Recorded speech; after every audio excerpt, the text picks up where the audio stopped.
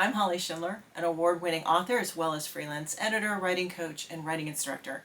And today I'm going to hit you with a super simple 3-ingredient recipe that will get your scenes off to a great start and immerse your readers every single time. All right, so let's get to it. What is this 3-ingredient recipe? What do you need? A physical anchor, character filter, and present moment specificity.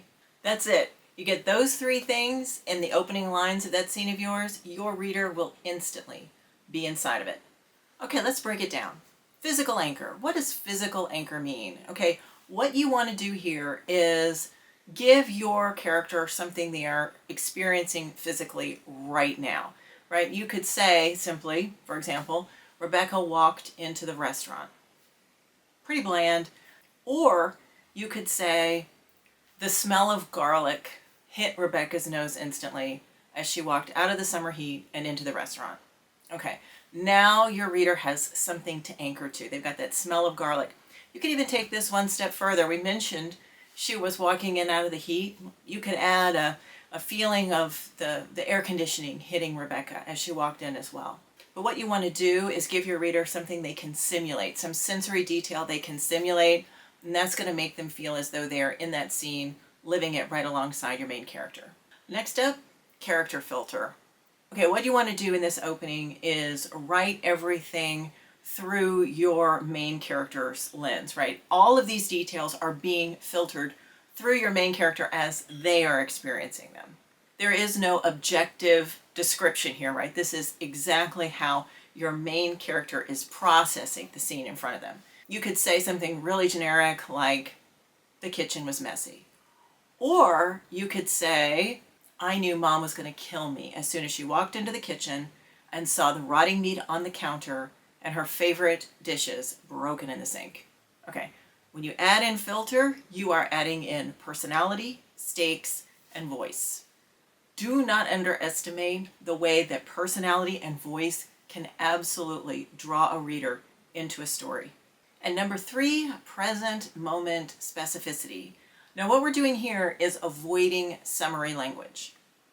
No, you do not want to write, it was getting late.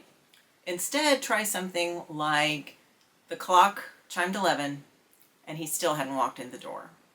That's immediate and it's full attention. So if you ever find yourself stuck trying to get started with a new scene or a new chapter, try one of these.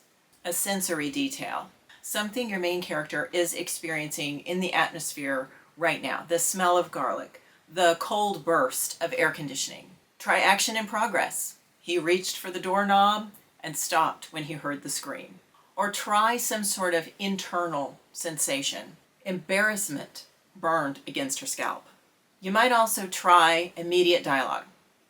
Don't touch that. So the idea is, instead of trying to give a bunch of, explanation or backstory or build-up, you are just dropping your reader into a scene that is already taking place. My example opener? The leather seat scorched the backs of her legs as she squinted through the July glare of the windshield. The sweat droplets racing down her side could have been from the heat or the fact that Chris was already 45 minutes late. Yeah, it was mostly Chris. Now, as you can see, you do not have to cram all 3 of these things into one sentence right there at the beginning. But if you do give your readers at the beginning of each scene some sort of physical anchor, that character filter, and present moment specificity, it is going to go a long way toward orienting your reader and making that scene feel real right from the beginning. And the other cool thing is here that if you write the beginning of your scenes this way, it doesn't just orient the reader, it orients you, the writer. It makes the scene feel real to you. So if you start your scenes this way, I guarantee you the writing of the rest of the scene will just flow.